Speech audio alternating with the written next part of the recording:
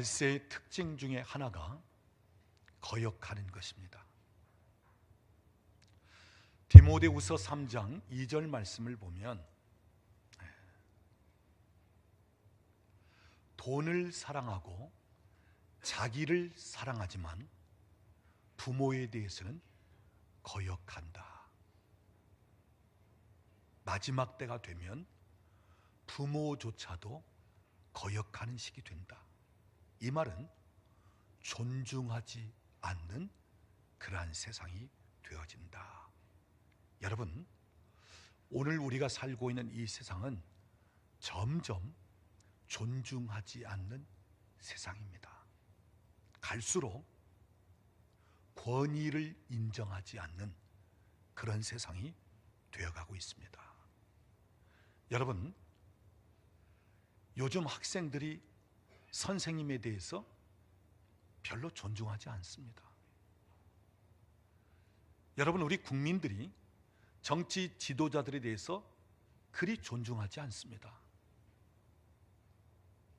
또 젊은이들, 우리 청소년들이 어른에 대해서 그리 존중하지 않습니다. 심지어 예수를 믿는 그리스도인들조차도 또는 캐톨릭 성당에 다니는 분들도 성직자들에 대해서 그리 존중하지 않습니다. 갈수록 존중하지 않고 권위를 인정하지 않는 그런 세상이 되어가고 있습니다. 여러분, 불순종, 거역 또는 함부로 여기는 것, 조롱하는 것, 업신여기는 것, 사탄의 성품입니다. 그리고 사탄의 문화, 지옥 문화입니다.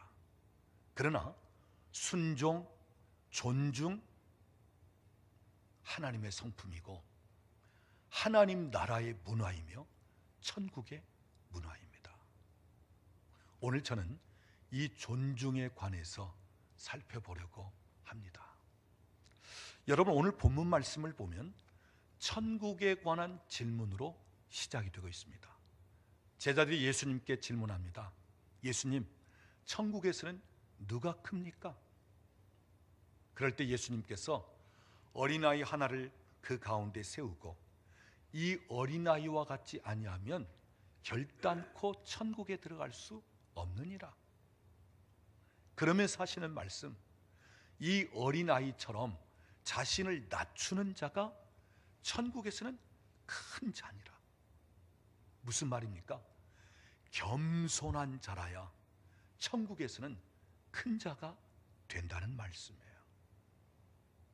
바꾸어 말하자면 겸손한 자, 다른 사람을 존중할 줄 아는 사람이 천국에서 큰 자니라. 여러분, 존중은 겸손에서부터 시작됩니다. 그래서 겸손한 자가 다른 사람을 존중할 줄 아는 거예요. 교만한 자는 다른 사람을 존중하지 못합니다. 자기 자신을 낮추고 겸손한 자가 다른 사람을 높일 줄도 알고 다른 사람을 존중할 줄 아는 거예요. 그래서 존중은 겸손함에서부터 시작이 되는 것입니다. 그 다음 5절 말씀을 보십시오. 누구든지 내 이름으로 어린아이 하나를 영접하는 것이 곧 누구를 영접하는 것이라고요? 주님을 영접하는 것이다. 이 말은 누구든지 보잘것없는 어린아이 하나, 작은 자 하나를 존중하는 것이 곧 주님을 존중하는 것이라 하는 말씀입니다. 여러분, 존중할 만한 사람을 존중한다는 것은 누구든지 할 수 있는 일입니다. 그러나 존중할 수 없는 사람을 존중한다는 것, 이것은 쉬운 일이 아닙니다. 얼마든지 무시하고 함부로 할 수 있는 사람을 존중한다는 것, 인격도 되먹지 못하고 그의 행실도 올바르지 않은 사람을 존중한다는 것, 이것은 쉬운 일이 아니에요. 그런데 여기에 참 놀라운 축복이 있고 여기에 참 놀라운 상급이 주어집니다. 그래서 여러분이 존중할 만한 사람만 존중하지 말고요, 존중할 수 없는 사람까지도 존중하십시오. 여기에 관한 말씀을 제가 이제 이 본문 말씀을 통해서 말씀을 드리려고 합니다.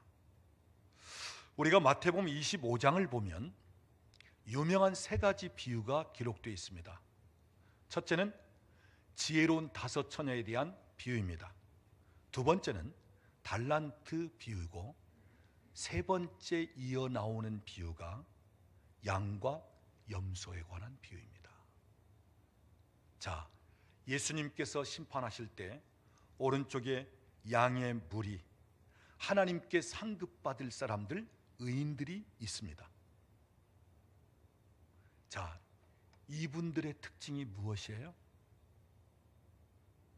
존중입니다. 가난한 자, 약한 자, 헐벗은 자, 굶주린 자, 심지어 죄인들, 그래서 옥에 갇혀 있는 자들, 또는 몸이 불편한 연약한 자들까지도 다 존중한 사람들이에요. 그래서 먹을 것이 없는 사람에게 먹입니다. 마실 것이 없는 사람에게 마시웁니다.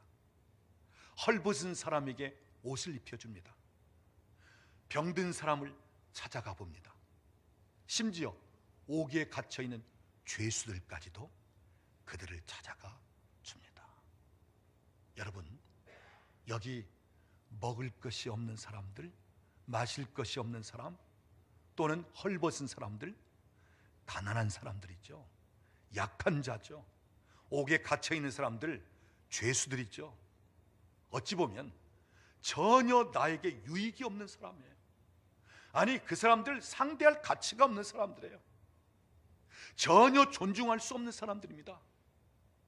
지극히 작은 자 중에 작은 자요, 별 가치가 없는 사람들이에요. 그런데 그 사람들을 존중했을 때 누구에게 한 것이라고요? 지극히 작은 자 하나에게 한 것이 곧 내게 한 것이라, 주님께 한 것이라는 말씀. 사랑하는 여러분, 여러분이 존중할 만한 사람을 존중하는 것에 그치지 말고 존중할 수 없는 사람까지라도 존중하십시오. 그것이 곧 주님을 존중한 것이고, 주님께서 여러분을 기뻐하시고, 주님께서 보상하시고, 주님께서 상급을 주시는 것입니다. 우리는 사람을 외모로 대할 것이 아니라 그 사람 배후에 어떠한 절대자가 있는가, 어떠한 분이 그 사람 배후에 있는가를 볼 수 있어야 돼요. 가난한 사람 그 자체를 볼 것이 아니라 그 가난한 사람 배후에 있는 그분을 창조하신 하나님,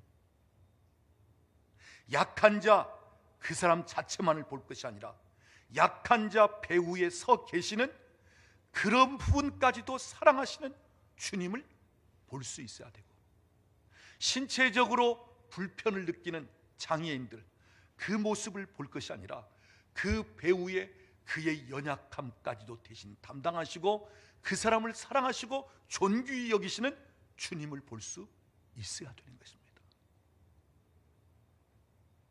그 사람 배후에 서 계시는 주님을 볼 수 있어야 되고 하나님을 볼 수 있어야 합니다. 하나님께서 그 사람을 사랑하시는 것입니다. 그 사람을 귀히 여기시는 것입니다. 그렇다면 우리도 얼마든지 존중하고 귀히 여길 수 있어야 하는 것입니다.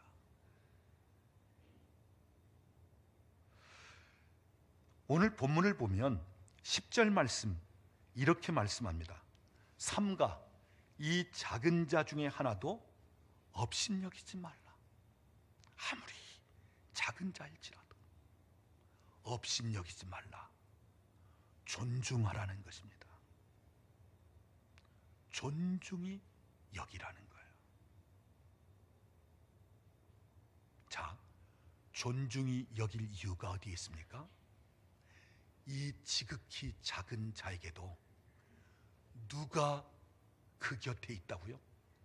천사가 그 곁에 있다는 거예요. 하나님께서 천사를 붙여 그를 호위한단 말이에요. 천사를 붙여 대동시킨단 말이에요. 그리고 그 천사가 하나님과 항상 교통하면서 그 천사를 통해서 보고를 받기도 하고 그 천사를 통해서 하나님이 말씀하시면서 그 사람을 인도하고 그 사람을 이끌어가고 그 사람에게 공급하고 그 사람을 보호하고, 여러분, 지극히 작은 자 하나에게까지도 하나님이 천사를 붙여놓는단 말이에요. 그만큼 하나님이 귀중히 여기시고 하나님이 그를 존중하신다는 말씀이에요. 그래서 여러분, 지극히 작은 자 하나까지라도 업신여길 것이 아니라 존중하라, 이렇게 말씀하고 계십니다. 자, 그러면서 오늘 본문을 보면 양에 관한 이야기를 합니다. 여러분, 오늘 본문 12절 이하에 보면 양을 치는 사람이 양 100마리가 있다고 하자. 그런데 산에 그 양들을 데리고 갔다가 99마리는 있지만 한 마리를 잃어버렸다고 해보자. 그렇다면 그 사람이 99을 산에 두고 한 마리 잃어버린 양을 찾으러 다니지 않겠느냐? 여러분, 사실 99마리에 한 마리를 이야기하자면 한 마리는 너무너무 작은 수입니다. 어찌 보면 99마리가 있으니까 한 마리 정도는 없어도 괜찮습니다. 그런데 주인은 그 한 마리를 그냥 두지 않습니다. 찾으러 다니는 것입니다. 왜요? 소중한 한 마리 자기의 양이기 때문에. 여기 한 마리 그 양을 찾아서 돌아오면서 너무너무 기뻐한다는 것입니다. 이것은 곧 한 마리 잃어버린 양일지라도 아주 소중하게 여기고 그리고 존중히 여길 것을 말씀하면서, 그러면서 양으로 그치는 것이 아니에요. 그 양의 주인이 그 한 마리 양을 그렇게 귀중히 여기면서 잃어버린 그 양을 찾아왔듯이 오늘 본문 14절 말씀 보면 우리 하나님은 지극히 작은 자 중에 하나라도 잃어버리는 것이 하나님의 뜻이 아니다. 무슨 말씀입니까? 지극히 작은 자 중에 한 사람일지라도 하나님은 너무너무 존중히 여긴다는 말씀이에요. 그 한 사람을 아주 귀하게 여기시는 하나님의 심정을 이야기하고 있는 거예요. 그래서 한 사람 작은 자라도 실족하지 말라, 한 사람 작은 자라도 잃어버리지 말라. 우리 하나님이 너무너무 귀하게 여기시기 때문에 오늘 우리에게 지극히 작은 자 한 사람일지라도, 때로는 우리가 존중히 여기지 못할 그 사람일지라도 존중히 여기라는 것입니다. 우리가 하나님을 존중히 여기는 것은 지극히 당연한 일이고, 그리고 예수를 믿는 모든 사람들이라면 하나님을 존중히 여기고 있습니다. 또 우리 예수님도 우리가 존중히 여깁니다. 날 구원하시기 위해서 십자가에 달려 죽으시기까지 하신 그 예수님, 나의 죄 문제를 짊어지고 십자가에 달리신 예수님, 우리가 주님을 생각할 때 얼마나 감사한지, 또 그 주님을 우리는 너무너무 존중히 여기는 거예요. 자, 우리 하나님, 우리 예수님, 성령님에 대해서 우리가 존중히 여기는 것은 말할 것이 없습니다. 왜냐하면 우리 모두가 다 존중히 여기고 사랑하기 때문에. 저는 오늘 이 시간 우리가 살아가고 있는 삶의 영역에서 사람들에 관해서 우리가 어떠한 대상들을 존중히 여길 것인가 몇 가지 살펴보려고 하는 것입니다. 여러분, 신앙생활을 하고 교회 생활을 하는 분들에게 있어서 하나님 다음 가장 먼저 존중히 여길 대상은 하나님께서 세우신 하나님의 사람들, 특히 구약의 선지자, 제사장, 그리고 오늘 이 시대에 말씀 전하는, 우리를 영적으로 인도하는 영적 지도자들입니다.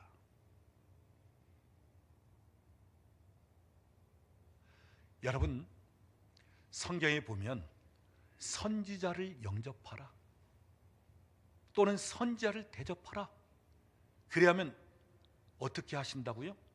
선지자의 상을 받게 된다, 이렇게 말씀하고 있어요. 또 너희에게 말씀을 가르치고 너희 영혼을 인도하는 영적 지도자들에게 순종하고, 또한 그들을 존중히 여기면서 좋은 것을 함께 나누십시오, 이렇게 말씀하고 있습니다.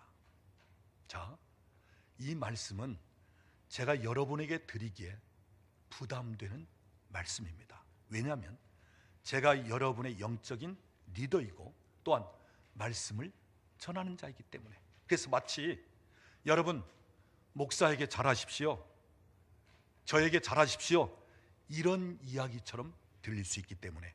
그런데 여러분, 저는 부담되는 면이 있다 할지라도 여러분에게 이 원리가 얼마나 중요한 원리고 여러분에게 있어서 얼마나 놀라운 축복이 되기 때문에 여러분에게 말씀을 드립니다.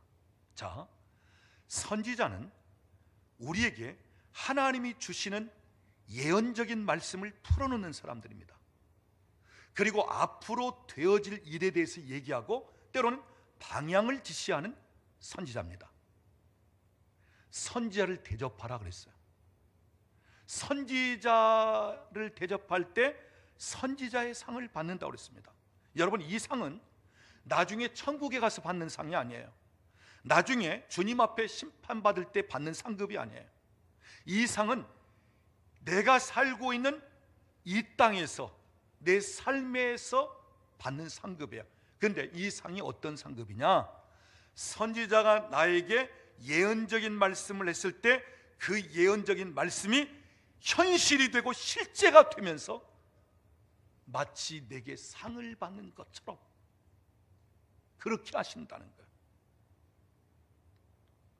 말씀을 전하는 자를 존중히 여길 때, 말씀 전하는 자를 통해서 말씀이 풀어질 때 그 말씀이 내 삶에서 실제가 되어지는 이 축복이 주어진다는 것입니다. 그래서 여러분이 말씀 전하는 자를 존중할 때 하나님께서 말씀이 내 삶의 실제가 되고 현실이 되어지게끔 되어지는 이 축복을 허락하시는 거예요. 여러분, 세계적인 부호 록펠러에 관한 이야기가 여러 가지 있습니다. 그 중에 이 록펠러의 어머니는 참 신앙이 독실한 여성이었는데, 록펠러에게 일찍 세상을 떠나면서 남겨준 유산이 있습니다. 그 유산이 유언처럼 10가지 내용이 기록되어 있는데, 그 중에 이 록펠러에게 어머니가 부탁하는 말, 너는 예배를 드릴 때면 맨 앞자리에 앉아서 예배를 드려라. 이것은 예배를 존중하라는 거예요. 그리고 강단에서 말씀이 떨어지는데 그 말씀을 누구보다 앞자리에서 받으라. 말씀에 대한 존중을 이야기하는 거예요. 근데 실제적으로 이 록펠러가 앞자리에 앉아서 예배를 드리는데 말씀을 들을 때마다 영감이 떠올랐다는 거예요. 사업을 하는 데 있어서, 그의 어떤 그 기업체를 움직이는 데 있어서 그 말씀을 듣는 중에 영감이 떠오르는 것을 본인은 느꼈다고 나중에 간증을 하고 고백을 하는 것입니다. 그 다음 이 록펠러에게 남긴 유언 중에 너는 꼬박꼬박 11조를 하나님께 드려라. 이것은 물질의 주인이 되신 하나님을 존중하는 것이고, 그리고 이 모든 물질이 하나님 손 안에서 풀어지는 것을 인정해 드리는 그러한 행위였다고 하는 사실입니다. 그리고 한 가지 더 말씀드리자면, 죄송합니다, 목사님을 하나님 다음으로 여겨라. 무슨 말씀을 하든지 순종하고, 그리고 그분의 마음을 아프게 하지 말아라. 이 유언을 남긴 것입니다. 이것은 하나님이 세우신 권위자에 대하여 존중하라는 거예요. 여러분, 오늘 이 시대에는 점점 목회자의 권위가 떨어지고 있고, 또 우리 교우들이 이런저런 일들 때문에 목사님들에 대한 어떤 이미지 별로 좋지 않은 가운데 살아가고 있습니다. 근데 저는 여러분에게 부탁을 드립니다.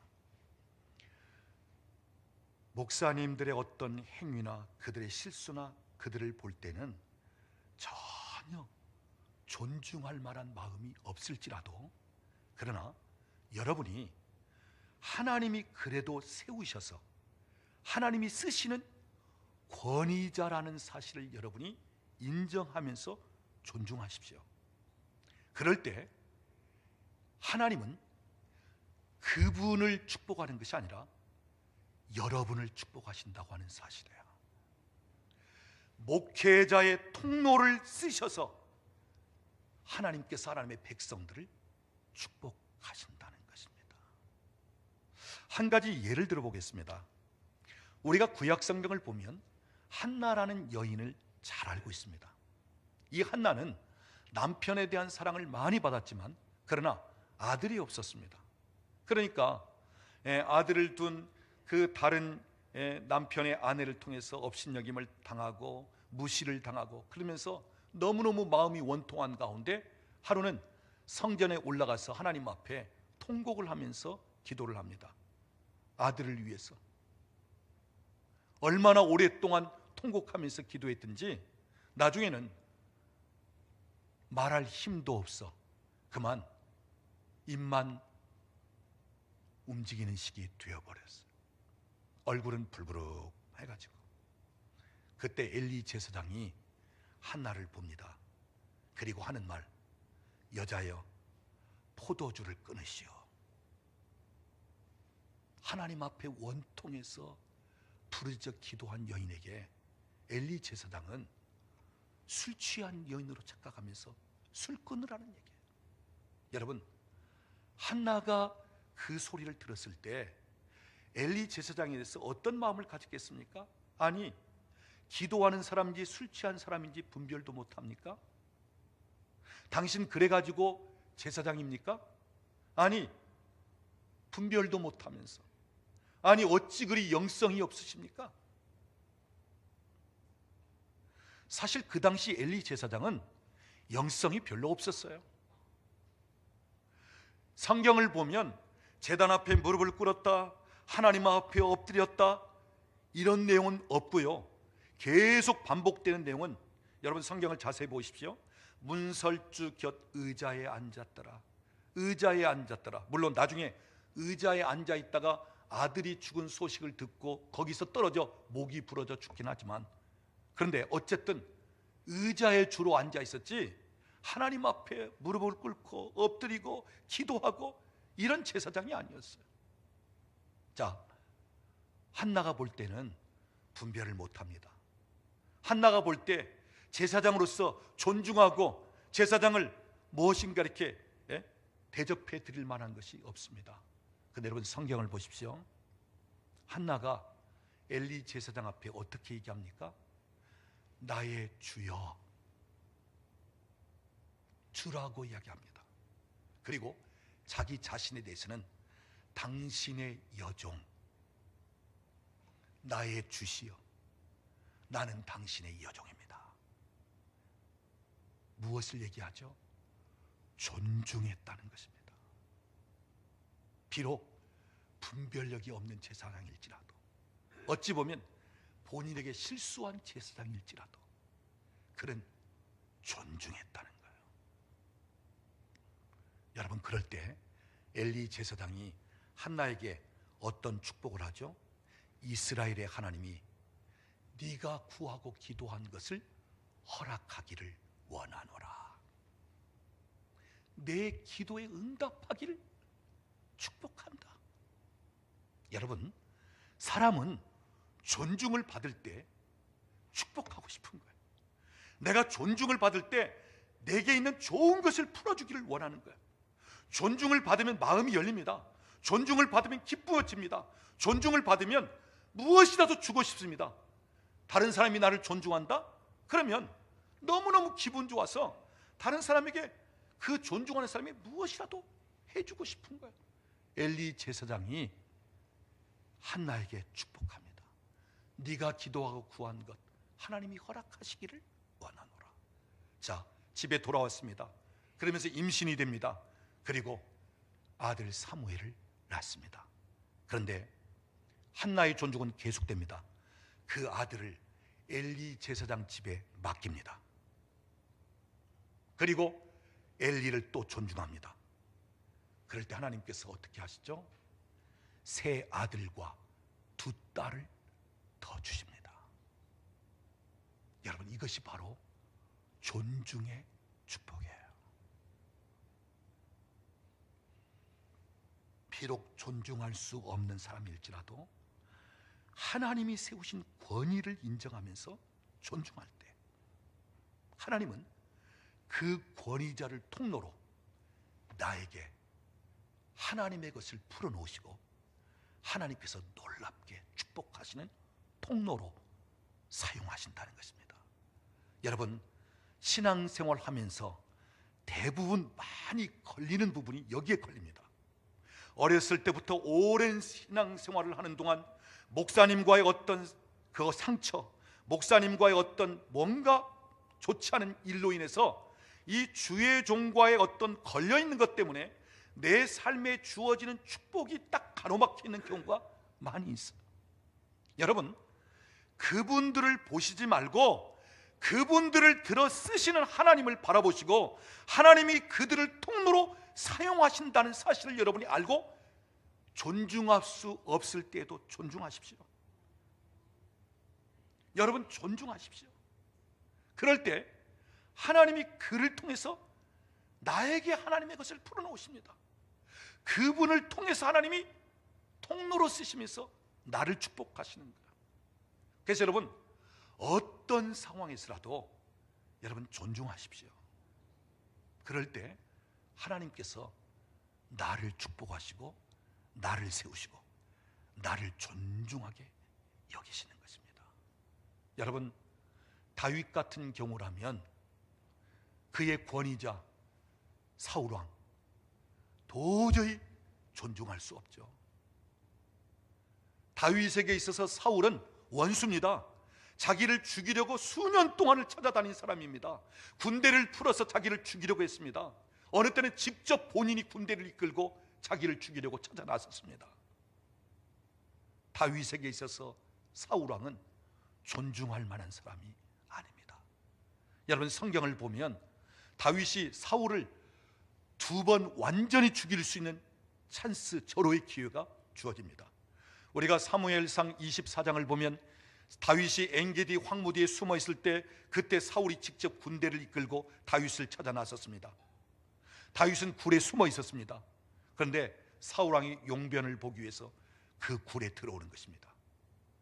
그때 굴 안에 다윗과 함께한 사람들이 있었는데 다윗이요, 하나님께서 당신에게 주신 절호의 찬스입니다. 당신이 죽일 수 있는 기회입니다. 그럴 때 다윗은 뒤에 다가가서 그의 옷자락만 베고 말았습니다.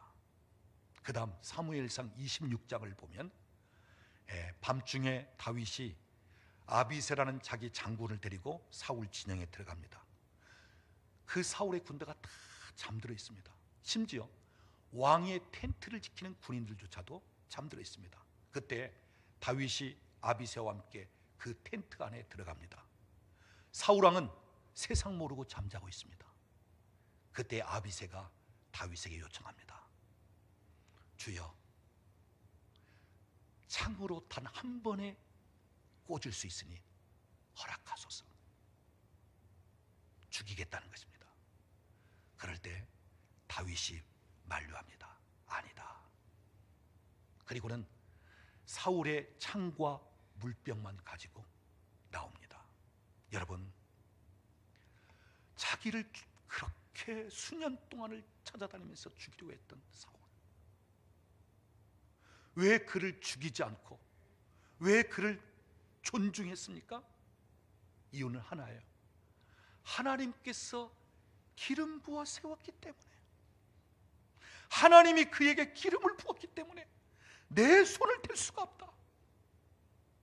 그에게 하나님의 권위가 던져져 있다. 하나님이 알아서 처리하지 우리가 할 일이 아니다. 여러분, 지나고 보면 사울은 하나님께서 블레셋과 전쟁을 통해서 전사하게끔 만들었고, 다윗은 이스라엘의 위대한 왕으로 하나님이 존귀하게 들어 올리시는 것을 볼 수가 있습니다. 사랑하는 여러분, 이 시대에 우리 신앙생활하는 우리 그리스도인들, 점점 교회의 권위도, 점점 목회자의 권위도 떨어지고 있습니다. 여러분, 그럴지라도 저는 여러분에게 부탁을 드립니다. 존중히 여기십시오. 존중하십시오. 그분들은 여러분을 위해 준비된 통로예요. 하나님이 그 사람을 통해서도 여러분을 축복하시는 통로로 쓰신다고 하는 사실입니다.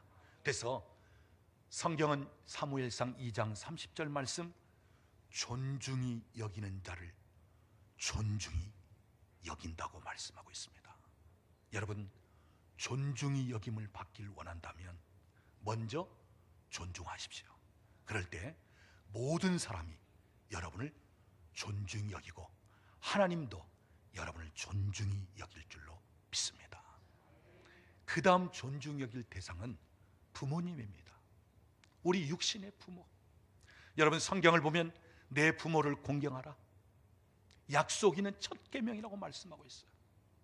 땅에서 잘되고 네가 장수하리라. 하나님께서 약속하신 계명, 하나님께서 보장하시는 계명이 부모 공경에 대한 말씀이에요. 여러분, 이 공경이라고 하는 단어는 사실은 하나님께 사용되어지는 단어입니다. 그런데 사람 중에 유일하게 부모님에 대해서 공경하라고 했어요. 이것은 무엇입니까? 부모는 하나님과 같은 절대자라는 말씀이에요. 자식에게 있어서. 그러니까 하나님을 공경하듯이 부모를 공경하라는 거예요. 하나님을 존중하듯이 부모를 존중하라는 거예요. 그럴 때 하나님께서 그 자녀를, 그 후손을 하나님께서 놀랍게 축복하시겠다는 것입니다. 여러분, 우리 예수님도 이 땅에 계실 때 육신의 부모를 존중한 분입니다. 그가 목수 요셉의 아들로 30세까지 함께 있는 동안 그 아버지 요셉의 목수 일을 잘 도왔고, 그도 어찌 보면 아버지 못지않은 목수가 되어 있었습니다. 여러분, 성경을 보면 예수님을 가리킬 때 저 목수 요셉의 아들 아니냐 그랬어요. 그것은 그 아버지 요셉만을 가리키는 것이 아니라 그놈 자식도 목수 아니냐, 이런 이야기예요. 예수님은 그 부모를 존중했습니다. 부모의 하는 일을 도왔습니다. 그리고 예수님이 십자가에 달리셨을 때 그 고통 중에서도 육신의 어머니 마리아를 생각하는 것입니다. 그 고통 중에 어머니를 부탁합니다. 사랑하는 제자 요한에게 이제는 너의 어머니라.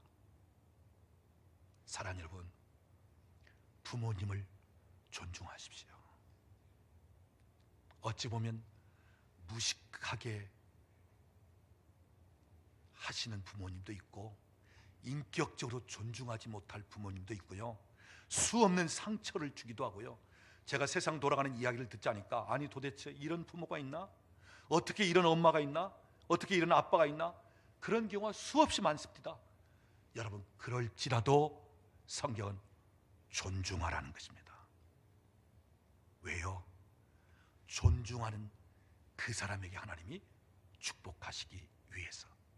그 다음 존중할 대상이 우리 주변의 믿음의 형제들, 우리 주변에 있는 우리 권속들이에요. 여러분, 이사야 43장 1절을 보면 내가 너를 지명하여 불렀나니 너는 내 것이라. 그러면서 4절로 쭉 내려가 보면 이렇게 말씀합니다. 네가 내 눈에 보기에 보배롭고 존귀하게 여겼음즉 내가 너를 사랑하기를. 하나님이 우리를 보실 때 너무너무 보배롭고 존귀하게 여기신다는 거예요. 오늘 저와 여러분은 하나님의 형상입니다. 하나님께서 독특하게 빚으셨고 아주 놀랍게 신비롭게 우리를 창조하셨어요. 하나님이 우리를 얼마나 사랑하시는지 당신의 아들 독생자 예수님을 십자가에 못 박아 죽게까지 하면서 우리를 살리셨단 말이에요. 예수의 피값으로 우리를 사신 바 될 정도로 그렇게 우리를 존귀하게 여기셨단 말씀이에요. 그렇다면 저도 여러분도, 아니 여러분 주변에 있는 여러분의 권속들 또는 여러분 자신도 얼마나 존귀한 사람인지, 얼마나 보배롭고 존귀한 하나님의 사람인지 여러분 존중하십시오. 내 옆에 계신 분 존중하십시오. 여러분 주변에 있는 분들 존중하십시오. 우리가 왜 존중하지 못하느냐? 내게 기준을 두기 때문에 존중하지 못하는 거예요. 내 생각대로 안 되고 내 뜻대로 안 되고 내가 기대한 만큼 안 되기 때문에, 내가 바라는 식으로 안 하기 때문에, 그러니까 무시하고 때로는 그냥 함부로 하고. 여러분 내 기준으로 바라보지 마십시오. 하나님께서 이 사람을 통해서 무슨 계획을 이루시려고 하는가? 하나님이 이 사람을 통해서 어떻게 쓰시려고 하는가? 하나님이 이분을 얼마나 사랑하시는가? 여러분 그것을 보면서 존중하십시오. 그래서 여러분 지극히 작은 자까지라도 여러분 존중하십시오. 그리고 오늘 본문으로 다시 돌아갑니다. 지극히 작은 자 한 사람까지라도 영접하고, 지극히 작은 자 한 사람까지라도 업신여기지 말고 존중하십시오. 여러분 여기서 지극히 작은 자는 성경에 보면 가난한 자 또는 약한 자 또는 나그네, 또 홀로 된 여인들, 또는 고아, 마음의 상처 입은 자, 또는 신체적으로 장애를 가진 분들, 지극히 작은 자라고 이야기할 수 있어요. 그런데 지극히 작은 자일지라도 존중하라는 것입니다. 그 당시 어린아이 하나, 그 작은 아이 하나까지라도 존중히 여기라는 것입니다. 어찌 보면 이러한 지극히 작은 자는 존중할 필요가 없죠. 어찌 보면 그럴 만한 가치도 없는 사람이라고 이야기할 수 있어요. 그리고 나에게는 아무런 유익함이 없는 그런 사람일 수 있어요. 그런데 성경은 그런 작은 자일지라도 존중하라는 것입니다. 왜요? 그것이 바로 주님께 하는 것이기 때문에. 그 사람을 향하는 것이 주님을 향하는 것이에요. 그 사람에게 행하는 것이 주님께 행하는 것이 되는 거예요. 성경은 그들을 보면 너희가 먹이고 마시우고 공급하고 그들이 꾸고자 하면 거절하지 말고 꾸어주고, 그들을 대접하고 영접하고 그들에게 공급하고, 계속해서 성경은 이렇게 말하고 있어요. 여러분 잠언서를 보고 구약성경을 본 우리 하나님의 애절한 관심은 가난한 자들 또는 연약한 자들입니다. 너무너무 주님께서, 우리 하나님께서 그들에 대한 관심을 갖고 계시는 거예요. 그런데 누가 갚아주시겠다고요? 하나님이 갚아주시겠다는 거예요. 하나님께서 보상하시겠다는 거예요. 하나님께서 축복하시겠다는 거예요. 그 사람들은 내게 갚을 수 없다 할지라도 하나님이 갚아주시겠다는 거예요. 여러분, 여러분이 무엇인가 꾸어줄 때 받을 수 있는 사람에게 꾸어주는 것보다는 받지 못할 사람에게 꾸어주십시오.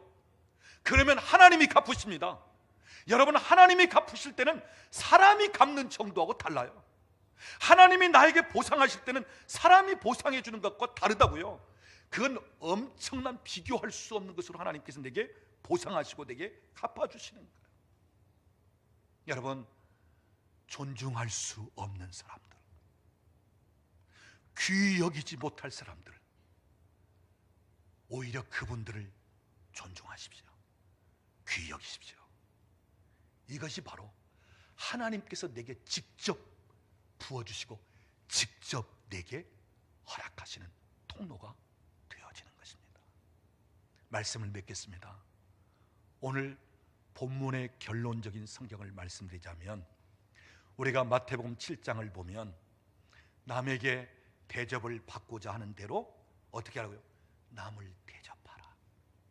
사무엘상 2장 30절 말씀, 나를 존중히 여기는 자를 내가 존중히 여길 것이요. 무슨 말입니까? 우리가 다른 사람을 존중하는 것 같은데 알고 보면 내가 존중히 여김을 받는다는 것입니다. 알고 보면 나에게 하는 거예요. 남을 존중하는 것 같은데 내가 존중 여김을 받는 거예요. 남을 용서하는 것 같은데 내가 용서를 받는 거예요. 남을 사랑하는 것 같은데 내가 사랑을 받는 것입니다. 여러분, 그렇다면 어때요? 할만하잖아요. 응? 내게 되돌아오는 식이 되고 알고 보면 나에게 하는 식이 되어지는데, 여러분, 인색하지 마십시오. 용서하는 것, 사랑하는 것, 존중하는 것, 공급해주는 것, 여러분 인색하지 마십시오.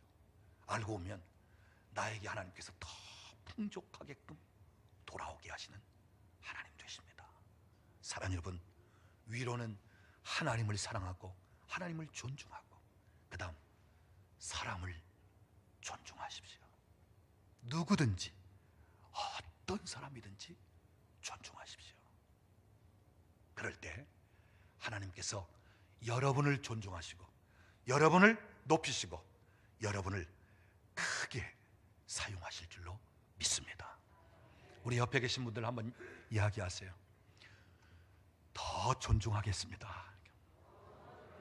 지금은 우리 주 예수 그리스도의 은혜와 우리 아버지 하나님의 극진하신 사랑하심과 성령 하나님의 교통하시며 충만케 하시는 역사가 우리 하나님께서 죄인된 원수된 우리를 사랑하시고 우리를 죽었던 가운데서 일으키실 뿐 아니라 하늘 위에 앉히실 정도로 존중하셨던 것처럼 오늘 어떠한 사람이든 지극히 작은 자 한 사람까지라도 존중하면서 하나님을 바라보면서 살아가기를 원하는, 또한 하늘의 상급과 하나님께서 나를 더 놀랍게 들어 쓰시고 하나님이 나에게 보상하실 것을 바라보면서 더 존중하면서 살아가기를 원하는 우리 사랑하는 식구들 머리 위에, 가정과 직장과 사업장에 사랑하는 자녀들 위에, 국내에 흩어져 있는 우리 권속들 위에, 우리나라와 민족 위에 이제로부터 영원토록 함께 계실지어다. 아멘.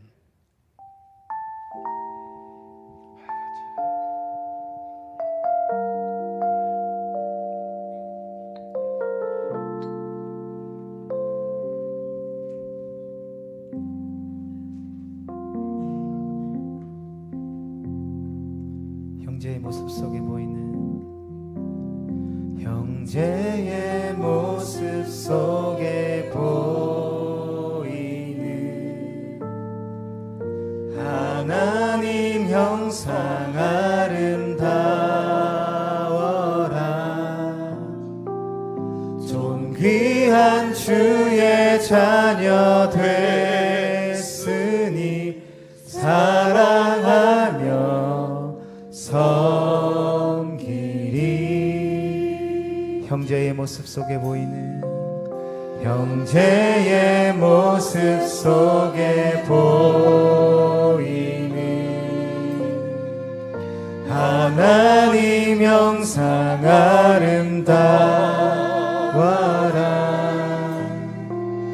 존귀한 주의 자녀 됐으니 사랑하며 섬기리 자매의 모습 속에 보이는 자매의 모습 속에 보이는 하나님 형상 아름다워라 존귀한 주의 자녀 됐으니 사랑하며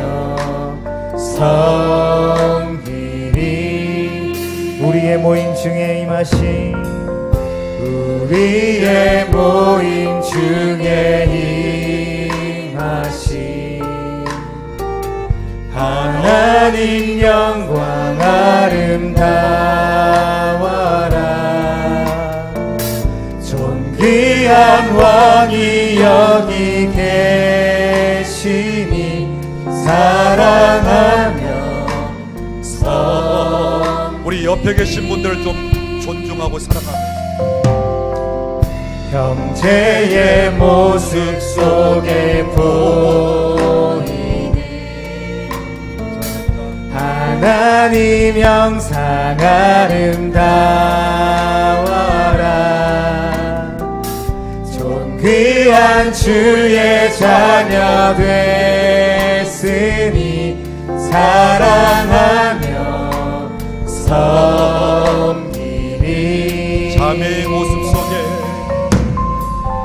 자매의 모습 속에 우리 좀 앞뒤로도 좀 이렇게 서로 존중합니다. 사랑합니다. 네, 당신이 있어서 행복합니다. 아름다워라 존귀한 주의 자녀 됐으니 사랑하며 섬기리 우리의 모임 중에 우리의 모임 중에 임하신 하나님 영광 아름다워라 존귀한 왕이 여기 계시니 사랑하며 섬기리 이 시간 기도하는데 여러분이 이것부터 한번 기도하시길 바랍니다.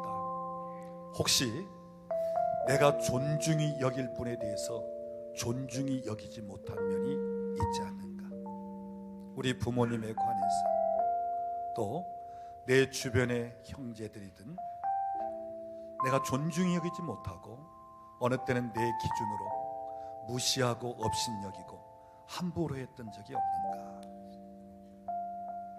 특히 오늘 제가 여러분 가운데 풀어놓고자 하는 것은 여러분이 어릴 적부터 혹시 오랫동안 신앙생활에 왔다면 목사님과의 관계에서 걸린 것이 있어서 그것이 해결되지 않은 분들이 있다면 이 시간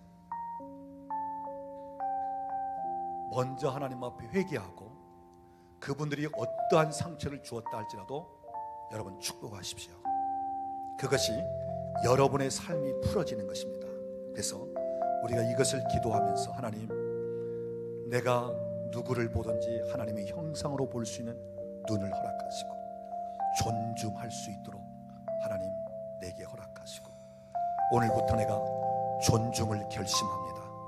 존중할 것을 선포합니다. 그러면서 우리 같이 기도하기로 합니다. 우리 같이 기도하겠습니다. 주님 감사합니다. 주님 이 시간 이곳에 임하시옵소서. 우리 가운데 충만히 임하시옵소서. 성령님 우리 가운데 임하시옵소서. 하나님 형제의 우리가 존중하지 모습 못하는 속에 함부로 하고 보이는 엽신여기고 우리가 멸시했던 것들 하나님 형상 주님 내 기준 내 가치에 들지 않기 때문에 아름다워라 우리가 하나님 내 마음 내 생각으로 말미암아 판단의 귀한 주의 자녀 주의 종과 하나님과의 관계에서 됐으니 맡긴 것들 사랑하며 이 시간 아버지 하나님 저들을 축복합니다. 하나님 존중합니다. 하나님 축복합니다. 주님 이 시간 막힌 것들이 풀어지는 역사가 있게 하시고 저들을 자매의 말미암아 하나님께서 모습 주시는 속에 주님 축복하시고 함께 하시기를 원합니다. 주님 영광 하나님 형상 아름다워라 은혜를 부어주시옵소서. 존귀한 내가 존중할 주의 것을 자녀 누구든지 지극히 작은 됐으니 자 하나까지라도 하나님 때로는 존중하지 못할 그 사람이라도 존중하기를 원합니다. 하나님의 형상으로 바라보면서 존중할 것을 우리의 모습 속에 선포합니다. 우리의 모습 속에 주님 영광을 받으시옵소서. 하나님 형상 아름다워라 존귀한 주의 자녀 됐으니 사랑하며 섬기리. 이 시간 제가 기도하기를 원하는데요, 여러분 가운데 누군가를 죽이고 싶을 정도의 그 마음을 가진 분들이 있어요. 그래서 그림으로 보자면 속에다 칼을 담고 있는 분들이 있는데 제가 이 시간 선포하고 그것을 무기력하게 만들기를 원합니다. 하나님 이 시간 선포합니다.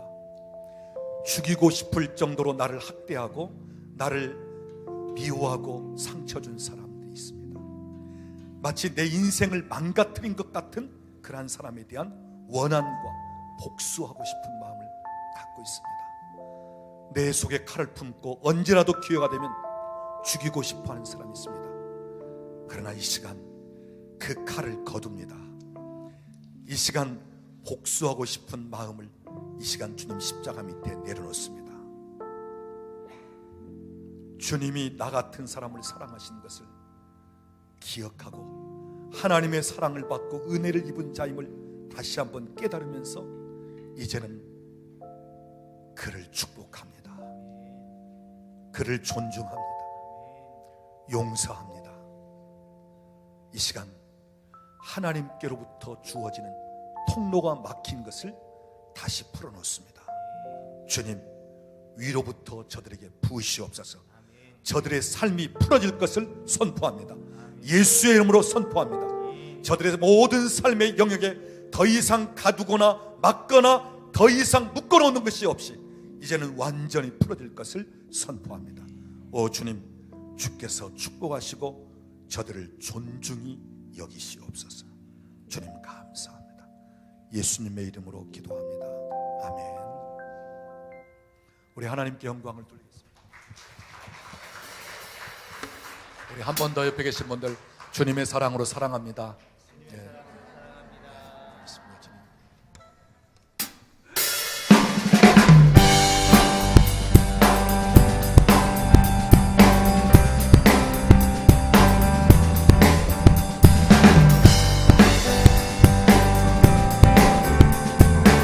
고백합시다. 저 바다보다 넓고 저 바다보다도 더 넓고 저 산과 하늘보다 더 높은 주님의 은혜가 이곳에 가득해. 살아계신 주 나의 하나님, 언제나 넘치는 주의 사랑으로 내 안에 가득히 넘쳐 흐르네. 우리 다시 한 번 더. 저 바다보다 더 넓고 저 산과 하늘보다 더 높은 주님의 은혜가 이곳에 가득해. 살아계신 주 나의 하나님, 언제나 넘치는 주의 사랑으로 내 안에 가득히 넘쳐 흐르네. 내게 강 같은 평화, 내게 강 같은 평화, 내게 강 같은 평화가 넘치네. 내게 강 같은 평화, 내게 강 같은 평화, 내게 강 같은 평화가 넘치네. 다시 한 번 더 고백하겠습니다. 저 바다보다 더 넓고 저 산과 하늘보다 주님의 은혜가 이곳에 가득해. 살아계신 주 나의 하나님, 언제나 넘치는 주의 사랑으로 내 안에 가득히 넘쳐 흐르네. 내게 바다 같은 사랑, 내게 바다 같은 사랑, 내게 바다 같은 사랑이 넘치네. 내게 바다 같은 사랑, 내게 바다 같은 사랑, 내게 바다 같은 사랑이 넘치. 내게 샘솟는 기쁨, 내게 샘솟는 기쁨, 내게 샘솟는 기쁨, 내게 샘솟는 기쁨이 넘치네. 내게 샘솟는 기쁨, 내게 샘솟는 기쁨, 우리 마지막으로 믿음을 선포합시다. 내게 샘솟는, 내게 샘솟는 기쁨, 내게 샘솟는 기쁨, 내게 샘솟는 기쁨이 넘치네. 내게 샘솟는 기쁨, 내게 샘솟는 기쁨, 내게 샘솟는 기쁨이 넘치네. 우리 가운데 주시는 그 평안과 기쁨으로 승리하는 우리 모두 되었으면 좋겠습니다.